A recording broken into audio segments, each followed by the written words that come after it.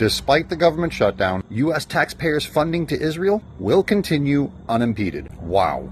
Paychecks for our own government employees will be delayed. SNAP welfare food program benefits will also be delayed. Government projects will not be going through, and even paychecks to our own U.S. military, our own soldiers, that will be delayed too. But payments and benefit to blue states, country, and military, that's going to continue on even though they're supposed to be in a ceasefire. The great noticing continues, and this just keeps on getting ridiculous.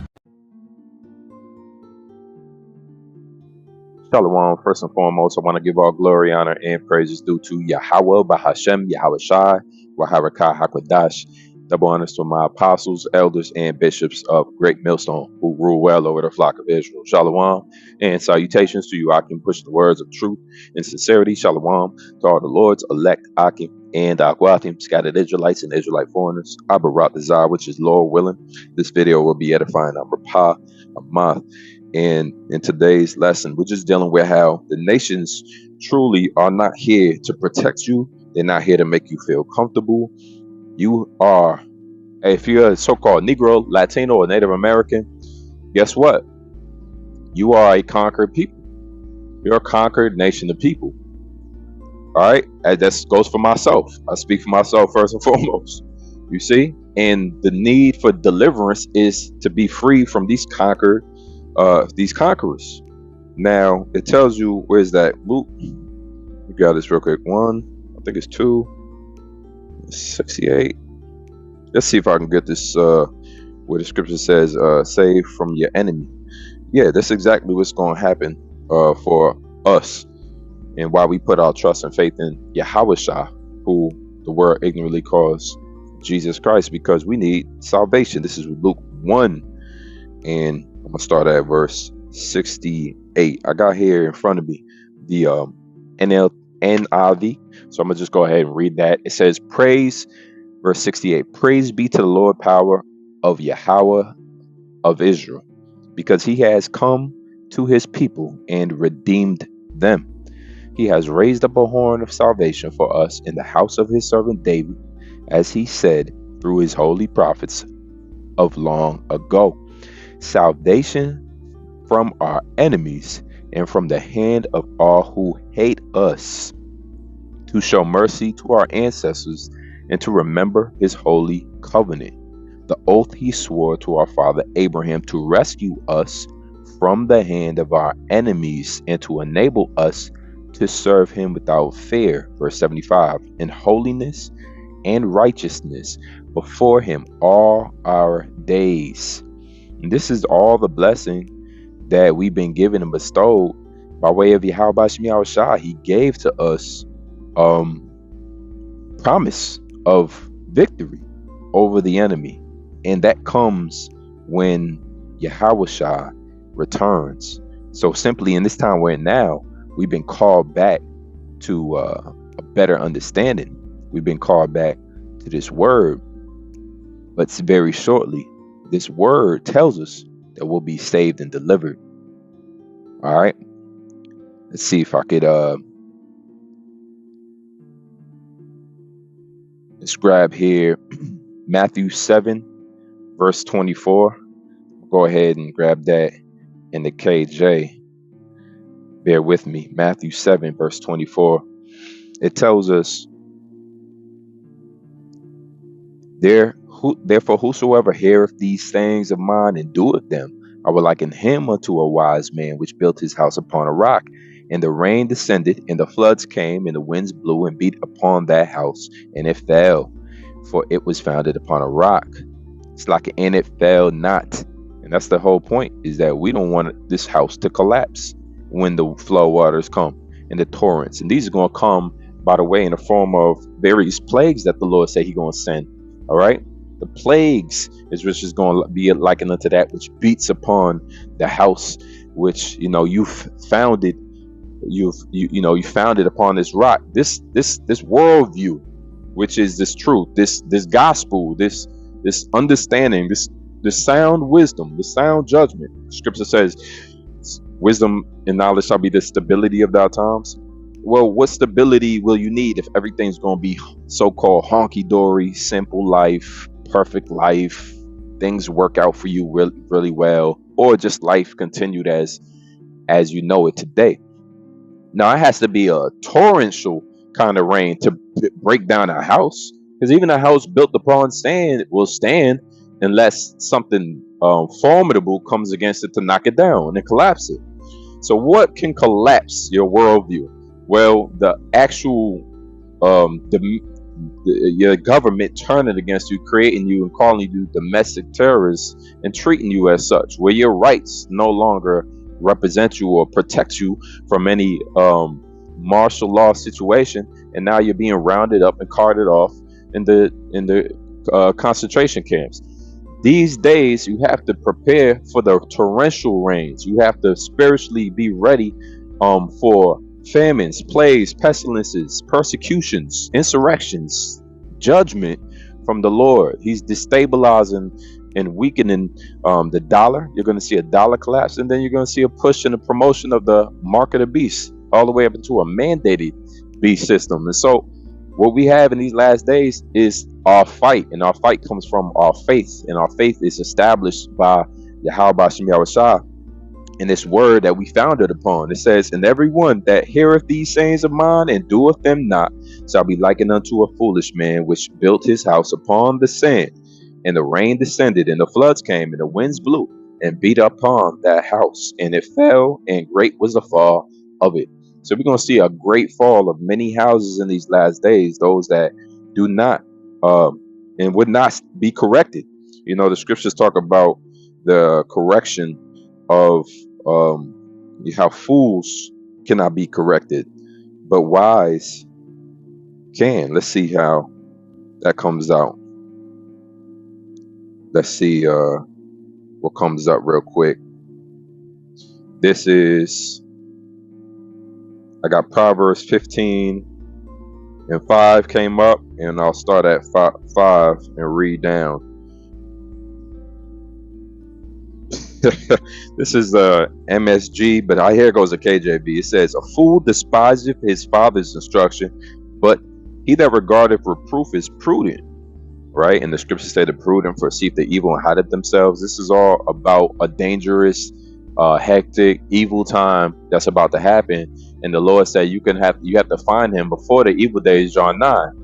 So this time in this truth, in this lifetime, is all about being on solid ground and getting sound wisdom and taking enough oil with you to make it through these torrential flood-like times that's able to knock down houses. And again, your mind is the stage in which which will either collapse if it's not grounded on this true doctrine, or it will stand strong on the foundation that is laid upon. Your mind is the thing that collapses. That's why stability is an indication of where somebody's mind at. Perplexity is inability to make decisions and a lack of mental resources and resources in general, right?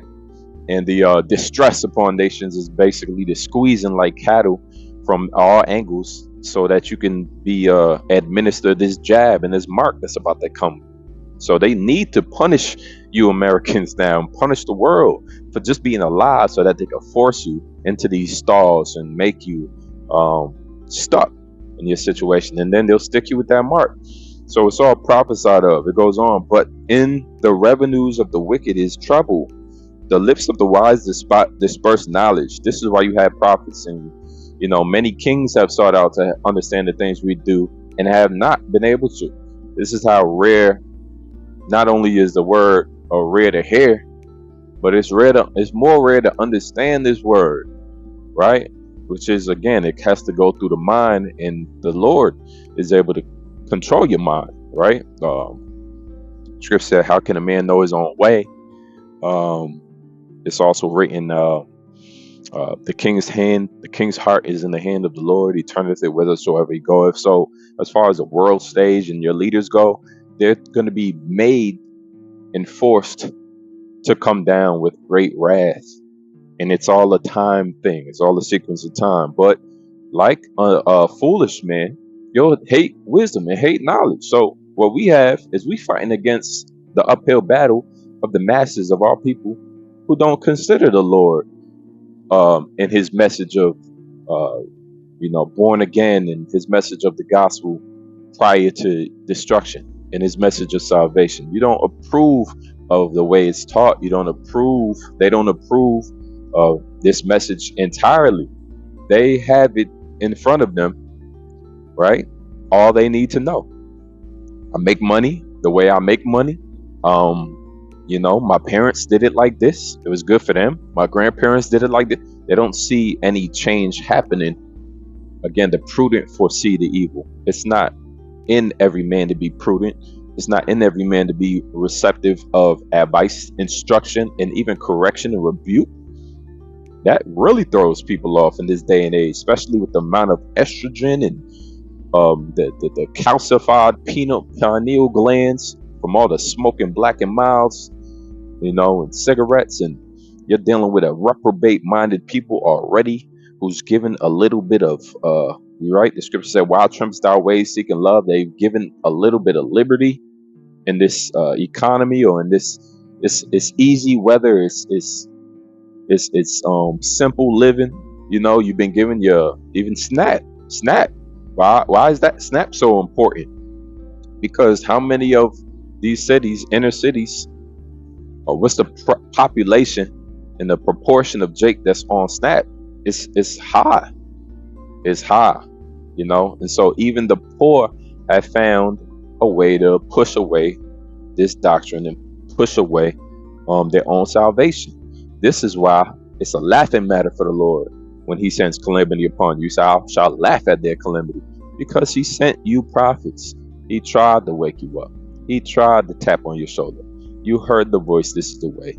You had to tell the prophets to what's the scripture say? It says speak to us smooth things, prophesy deceits and lies. So you wanted it easy. You wanted the easy world-friendly breakdown, which was false and incorrect. That's why you don't know what the mark of the beast is. You're not steadily watching like a watchman should, not standing upon your watch. You're not doing the things that's likened to somebody that is trying to survive these last days, according to what the scriptures say. Let's finish out. But the heart of the foolish doeth not so. The sacrifice of the wicked is an abomination to the Lord, but the prayer of the upright is his delight. So this is simply what we're here to do. Present you with all of the folly that you're invested in. Show you that it's not for your benefit to trust thine enemy. Reveal to you that the Lord has chosen a very small portion of people for salvation, a remnant who he's called, and then have you acknowledge the prophecies according to the proper true breakdowns, that your government is not in love with you.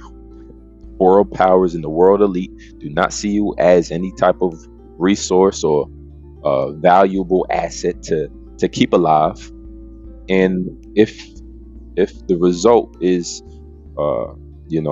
if they're looking for a Elysium style ordered society, you are not a part of that. You will not be a part of that. You are not an asset to them at all. And you're seeing that with this government shutdown. I got a quick article that shows you that U.S. government has shut down 21 times in the past 50 years. But this last shutdown by Trump, starting at, I believe 2019 was one of the first ones, was for 34 days. The article says the U.S. government shutdown could cost millions. The Congressional Budget Office, CBO, warned that nearly 750,000 federal employees could be furloughed, and that the total daily cost of their compensation would be roughly $400 million. So not only are your soldiers not getting paid, your fighters are not getting paid, right? IRS is pretty much almost altogether shut down now. I believe the different air traffic controllers are not getting paid. They're also federal workers. And then you have their SNAP benefits being postponed and cut off, as well as WIC, which is a whole nother form of nutritional assistance program. And that's just the beginning of woes, where the famines and the pestilences are the beginning of woes. So the scriptures liken it to these last days at the time of Jacob's trouble, and a time like never before seen. And so we're supposed to acknowledge that. And the way we acknowledge that is by keeping our watch and measuring these times, letting our praises and our prayers pierce the clouds, and recognize the hostile situation and overtaking of this society that is about to come, even before it comes. All right, leading up into Third World War. I brought this out of this video. Was that a fun? And until next time, Shalom.